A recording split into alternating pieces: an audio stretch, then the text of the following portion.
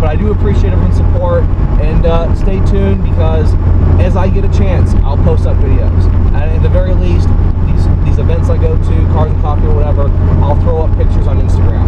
So thanks for watching, guys, and take care. As I turn off the camera, I got something smacking under the wheel well. I don't know what it is. Something was making a weird noise for a minute, so I got to pull over and see what the damage is. Well, hey all, and welcome back. As you just saw, right after the season finale of that video, something went wrong. And I had just got through thinking, wow, it's awesome. I can go autocross, I can race, and the car's reliable. Nothing breaks. Well, immediately after that thought, something broke. And it wasn't as catastrophic as I was afraid of. I feared the axle would come off, something just went shot, wheel bearing seized up. I didn't know what it was. It was loud. It was a little bit nerve-wracking, but I got pulled over, actually stopped at Truman Priest's house and looked underneath the car. I only had a few tools with me, so I was only kind of able to flashlight some things.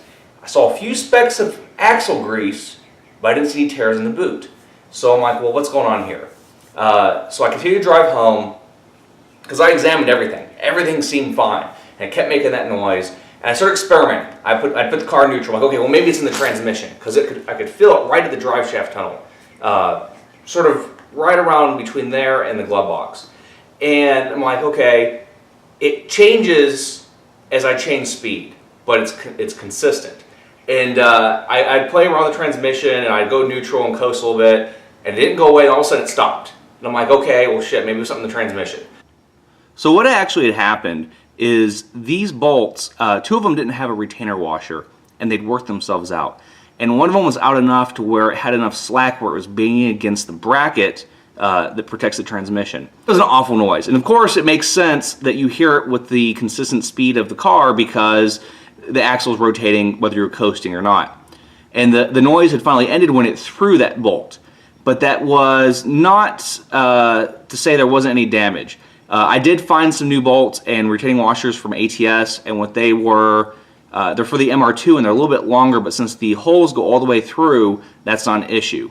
Now, what the problem was, so I cleaned it all up, and everything looked fine. There was some grease that was slung out. The bracket for the transmission is beat up a little bit, but I didn't think there was anything. And then today, when I'm finally getting around to shooting this video, I see that there is a damaged portion of this housing on the CV joint. So I don't know how I'm going to approach this. Everything else has been reliable, but of course we're sitting here with the situation, and of course I could drive it. It's going to throw grease, which eventually will destroy my CV or plus make a mess. So I've got to figure out if I can either weld this in place without taking anything apart, which I really doubt is going to be possible, or take it apart and weld it, or just buy a new housing. I don't know. I've got 3 weeks to figure it out because I have an autocross coming up. So on top of that, I have rebought my Cusco underbrace, which I had sold to Alan Wood. He sold his all-track, so I bought it back. Since I'm not doing the spherical bushings and new control arms, that project got scrapped last year. This is going back on there to sort of act for more reinforcement. And what you can see here, they actually connect to these front bolts. In a way, on the front bushings, they do sort of act as a solid bushing. They reduce the movement even furthermore compared to the poly that's on there. So what you're getting is you're getting less movement in your control arms, at least one axis, and it's sort of stiffening up the cross member.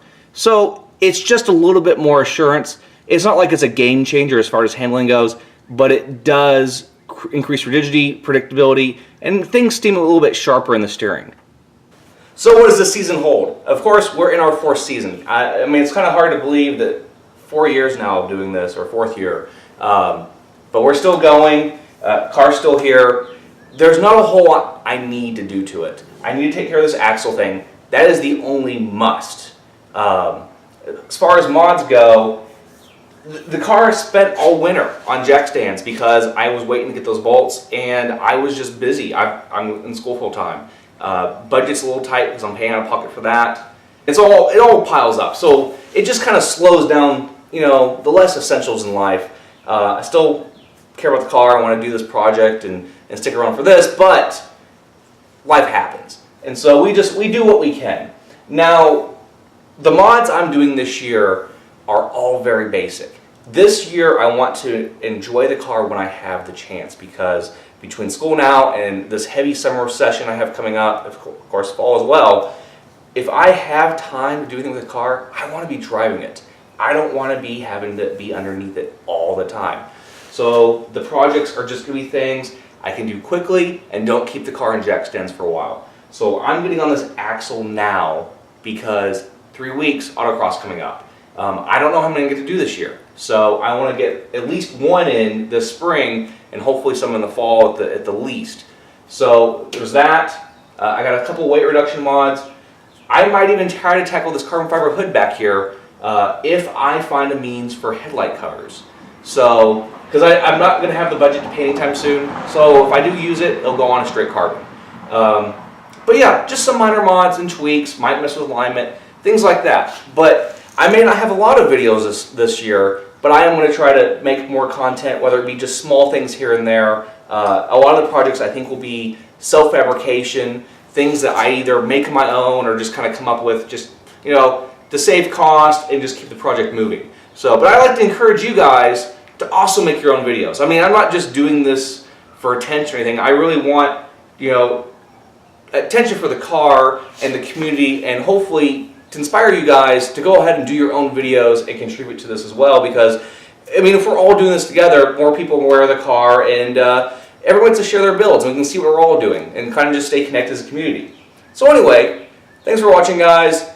I'm going to keep poking away on this, and we'll see you next time.